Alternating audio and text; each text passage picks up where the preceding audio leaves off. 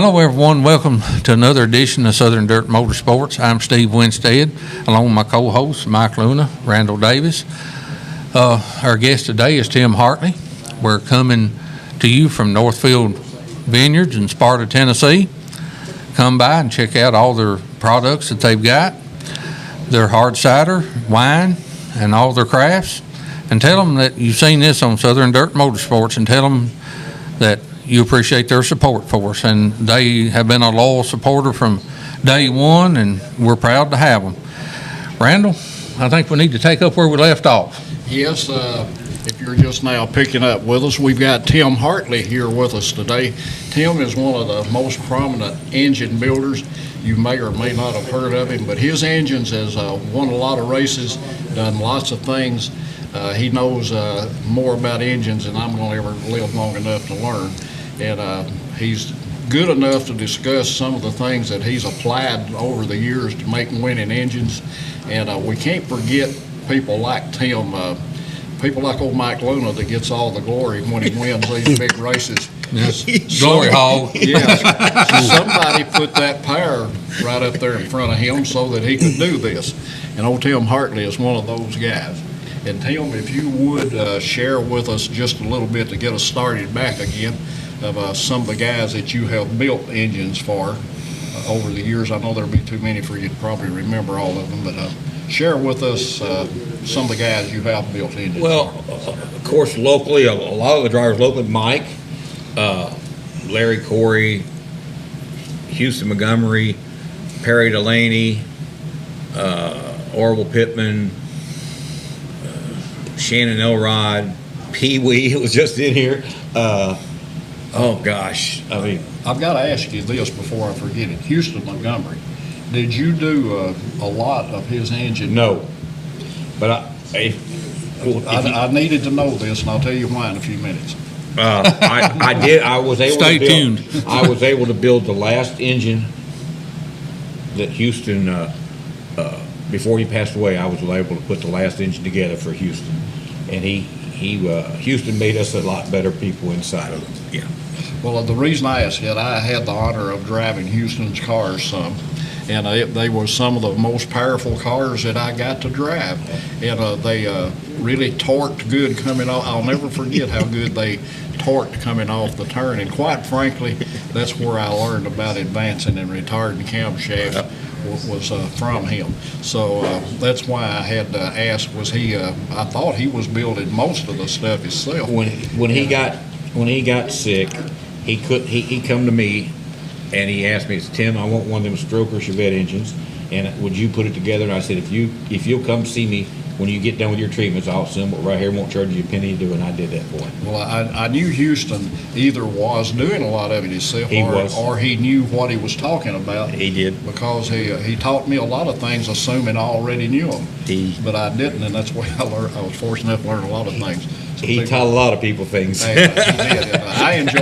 I really enjoyed driving for him. It was a part-time, occasional thing, but I really made me feel good and honored when Houston would ask me to drive his car for him. He was one of them guys that says, if you're just going to the racetrack, we're not going. We're going to the racetrack to win, and that's the only reason we're going. That's what he'd say. Yeah, he would say, try not to get hurt, but it's okay if there's nothing but a steering wheel left if you're up front. And he was that kind of to drive for him. It was a pleasure to drive for him. Good deal. But now, if a guy wanted you to build a engine for him, what would be the first thing that you did ask this guy? If he says, I need an engine, I'm a race car driver, what are you going to ask him first? What kind of race car? Okay. What kind of driver? And I know every one of them said they're the best. And what kind of driver? When you say what kind of driver, what do you mean by that? Well, new or experienced? What have you done? Tell me what you've done. You know what I'm saying? I've got to know these things. His driving style would, do you drive into the turn deep, or do you like to back off and start over about midway? I really like to watch them, to be honest about it. Because it does matter. And you said it a minute ago, it's cam timing. It has a lot to do with not ignition timing, but cam timing. Phasing that camshaft. I know a driver's style does have a lot to do with where you want the torque band at. That's right. On the car. And different guys do different ways. Now, if you're going to follow Mike Luna, you better get like him. You bet. And you better watch him and learn real quick. Because Mike is one that drives into a turn Yes. deep. He does. And, He winds one up. And some guys sets for the turn, but Mike was one of those that would drive in deep, and he'd have to have a little different torque Yes. curve than somebody else. Tim asked me, he said, why you want to turn so many RPMs? He's asked me that before. Oh, absolutely. Well, Mike's style will turn more He RPMs. does. He drives them in hard. But he can set a car up. There's a difference in, not everybody can set a car up. And I'm not a chassis guy. I don't know nothing about it. But it's obvious to me not everybody knows what they're doing out there. Did you build engines for guys that you had never seen race or maybe had never heard of Absolutely. before? Absolutely. And how did they do with that, with you not knowing anything about them? And I know your engine wasn't all of it, it's a big piece of it. It's just- But yes. a guy, no matter what you give him, he's got to drive it. He's got to drive You can it. give the guy the best of everything, but he has to strap in, he has to drive it. I learned on the dirt stuff for me, I learned that I'm safe as an engine builder to give them torque. So torque was more important to me than horsepower. And Mike, I got to tell you, I'll tell you a story. We built two what was it back in that? It had to be a Limited. spec engine. We built two, me and another engine builder here in Tennessee built two exact same spec engines. He put his on a dyno and pulled his, he put mine on a dyno, and my very first pull, I made more horsepower than his did. He looked at me and said, "What stroke crank have you got?" He thought I put a stroke crank in it. I didn't, and about 2 years later, I found out what I did, and I learned from this. He put bigger valves in where he was, and I put the legal size valve in.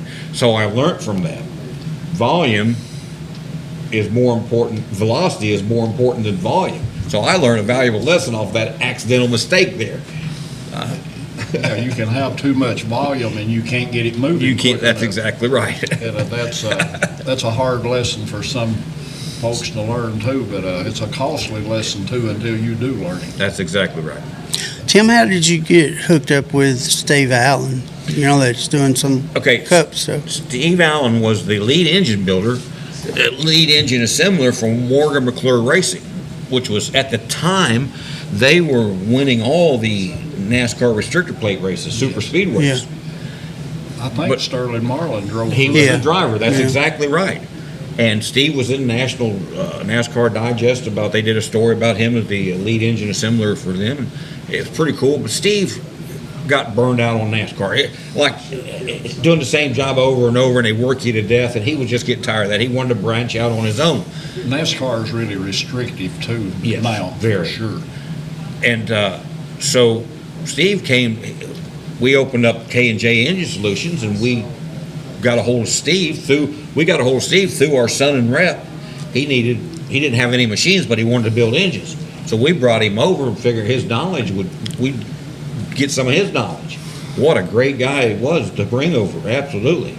When you build engines, do you do your heads in Absolutely. your shop too? We do the heads.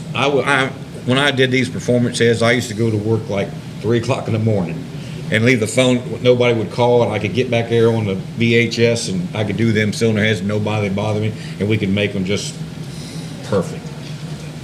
Well, cylinder heads is where your horsepower. That's where all the power comes from. Right. That's exactly right. That's the lungs of that engine. That's where the power comes from, and longevity comes off of bearing sizes. How long did Steve Allen stay over here building? I Steve- must have forgot that. Steve stayed with us for about a year, and then he started assembling engines at his own shop in Murphy, North Carolina. And then he was having we did a lot of his machine work for him because he knew us, you know what I'm saying? And then when we went to K&J Engine Solutions, Steve, that's where we did the machine work and the heads and everything for David Gilliland to win that Kentucky Motor Speedway race was at that shop. And then Steve stayed on building. The deal was when David won that race, we thought we landed in the Now, what race are we talking about now? that was the Kentucky Motor Speedway NASCAR Busch race. Grand National cars is what they used David to be. Gillen was a no-name driver, came from nowhere, unsponsored, had enough money to enter one race, and we put a camshaft in it, kind of like on a dirt track car, that made more torque, and we prayed for a lot of cautions, and there was. And every time he'd restart, he'd pass 2 or 3 cars. Well, he accidentally won the race. We know who he is now, don't we? Yeah, yes, we do. And that Monday morning, well, Steve and I was talking, and we thought we'd landed it, man. This was the deal, right? And it was a blessing in disguise. But the next day, the following Monday, Robert Yates hired him for a driver, and they shot our deal all to pieces. But it was fun for a while. You know, it was something that we got to do. Well, building an engine for a guy that winds up with Robert Yates, that's a pretty big honor within it. Yeah, I gotta say. You had to be the one that was a big stepping stone for that. I always thought there's no way I could build to compete against them guys, but I'm gonna tell you something. Them guys are just like us, and it took me a long time to realize that. Anybody can do it. You just gotta want it bad enough, and if you want it bad enough, you can make it happen. That's the way I look at it. That's the difference. I've been blessed. In anything that you get into, be it driver, be it a car builder, be it a factory worker, when you learn that you can be as good and you're determined to be as good, if not a little better, you've got to do that or you're going to stay the same way. That's exactly right. You've got to go into anything knowing I can be better than the last guy was. It was. I mean, it was like, I remember when we won one of the Battle of Bluegrass races. My wife was with us, and they went to victory lane. Where's Tim at? Joanne says, he just leave Tim alone. He'll be all right. Man, I had tears in my eyes because I accomplished something I always dreamed about. When you reach those pinnacles in life, it's like you need those few minutes of your own time. Well, you know, when you think about the components in an engine, and you watch it go out there and run all night. It's 7,000 to 8,000 RPMs and sometimes more, and you know you've held every piece of that in your hand. Absolutely. There's a pleasure that comes out of that to me that I don't know that you can ever describe it. You have to, I guess, feel that sensation. But that's your baby. Right. You've held all those pieces that's doing all of that inside. Yes. And nothing can be, it's how close they come to each other every time they make a revolution. Absolutely. And it seems impossible for something to slide up and down in a hole like a cylinder. That little engine that Tim built us, we would turn 86, 87, 8,800 Randall with that thing. He had to know what he was doing with valve springs for sure. Valve springs and oil clearance. Yes. Oil clearance. And volume is more important than pressure too when it comes to oil pressure. Absolutely. And that's another costly lesson I've seen people. I've seen a lot of it. I know you have been in the business, seen lots of bearings washed out with too much pressure. The oil don't even get to the bearing; it goes out the side. Sounds good to have all that pressure, but in reality, it's not working. What I need to ask this too. I like to ask people in the engine building business. And I'll just use small block Chevrolet. What's the largest cubic inch small block Chevrolet you've built? Are you out of a production block or aftermarket block? A production block. I know what you can do with aftermarket, but a production block. 421s. That's as big as we ever. 3875 stroke on a 30 over 4125 board. And that was with probably a 400 block. Yes, exactly. Okay. That's exactly right. That's it's getting a lot of inches out of a production engine now that we've done this aftermarket block, but was the small block design? What's the largest cubic inch you've done with that? Okay, let me think here. 4 to 8. I gotta do the math. I'm gonna say 442, 443. They call them big small blocks. Big small blocks. You can build a 455. That's 455. You can build a small block 455. And that's 4 inch. I think it's a 41 I built one time at 4185 stroke bore with a 4 and an 1/8 inch stroke. on And a what bore. kind of RPMs did you try to hold those to? 8,000. It's all oil clearance. They don't beat themselves up if the oil clearance is there in their balance. And what type cars were those used in? Dirt. And now one more thing, what length track was they mostly on? They was local, Baxter, Gold Mountain. Now, the reason I'm asking that, me and this old boy Mike Luna, we've had a lot of conversations about some of these guys using them old big motors, but sometimes they were so big, they were ineffective. Well, Mike drove one of my engines in another car one time, and it was a 428 cubic inch small block Chevy. And he got out of the car and said, "Boy, that thing's stout." Yeah. And that made, I didn't know Mike back in, but that made my day because I knew he won a lot of races. And that just made my day when he said that. I gotta say, Mike could get the best out of any engine that you put in front of him. We sat on the pole with that engine that Never Tim been in done that that car. big. Yeah. Never been in that car before, and it didn't have the best equipment, I'll tell you. But old Mike went out there and set the pole and came in, and I'm thinking, wow.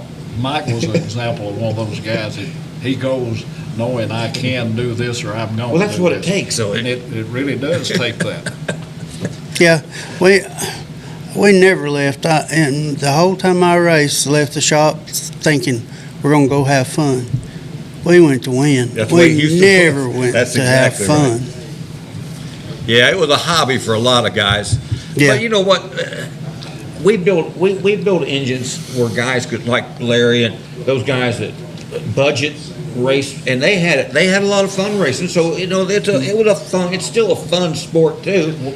Was your engines mostly built for gas? Yes. Now the drag race stuff we built for alcohol, of course.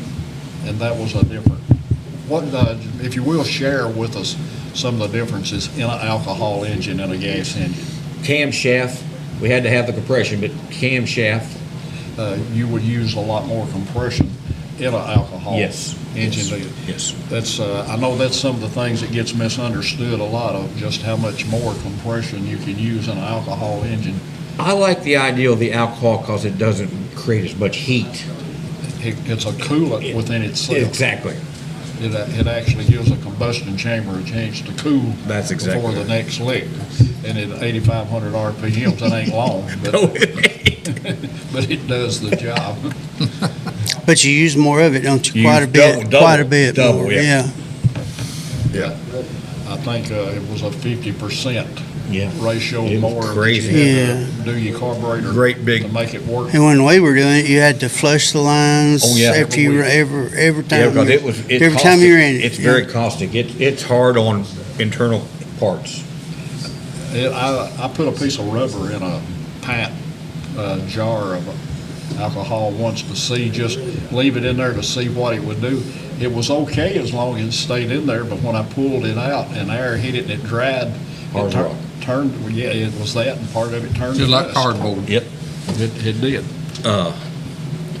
Valve guides. If they didn't run, if the alcohol motors, if they didn't run the top end lube, it'd wear the guides out in no time at all. But if they run that, and I always told them to run double that amount of lube because we would see the valve guide, it just wore the valve guides out, alcohol engines did. Now, since part of this podcast, we get into trying to put a few secrets out there too. Synthetic oil, mineral oil. What do you like and what's the differences you see in them? Temperature is what I like. It lowers the temperature because, but That's synthetic oil. that's synthetic oil. If you're running a flat tappet cam, you don't want synthetic oil because it doesn't have grit, in lack of better words. It's got to turn that lifter. It don't have the viscosity in it. Well, it's what's the word I'm looking for? Shear factor. Yeah, it's got to have a grit. What's the word I'm The saying? oil has got to stay on it. Yes, exactly.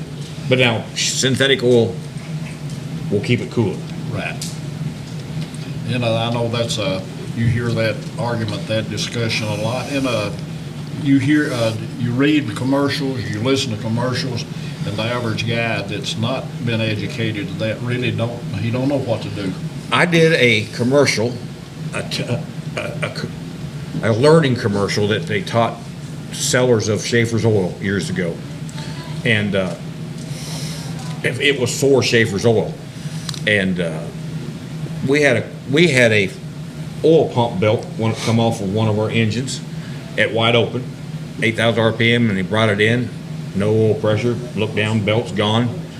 And he's thinking, oh man, this is a whole motor. We brought that motor in the shop Monday, tore it apart, Tuesday put it back together, and as far as I know, it's still running. All because of Schaefer's oil. All we did was polish the crank, put new bearings in it. Schaefer really had a good, that bearing test that they would show. Yeah, absolutely. On diesel stuff, absolutely. It would you could bring your own oil and they would show you the difference. In their Yes. oil, and they didn't, You know, didn't matter Scha- what you brought, they still are. To make Schaefer's one of the oil best never out did there. any commercials. You know, they never advertised Schaefer's oil. You know why? They don't have to. They don't have to. You know why they don't have to? During World War II, Schaefer came up with Molly, so everybody that makes synthetic oil has to patent buy the Molly from Schaefer's. They got it made. And they're still one of the best. And they're out still there. one of the best. Well, Tim, glad you could come and join us, and will you come back sometime? I'd love to. I enjoy being here, guys. Well, it's been a pleasure. We got to sit here and tell stories, and Mike, good seeing you, absolutely. Your knowledge is very, very valuable, and I hope people that's watching this. I just love this doing it. You know what I'm saying? I hope they've got some really good out of this because you've shared some really good secrets with us. And on that note, I'm Steve Winstead for my co-host Mike Luna, Randall Davis. Tim, thanks for being with us. And this concludes another episode of Southern Dirt Motorsports. Please like and subscribe to our channel, Southern Dirt Motorsports on YouTube. And remember, Southern Dirt Motorsports, first podcast in Tennessee devoted to dirt track racing. Thank you.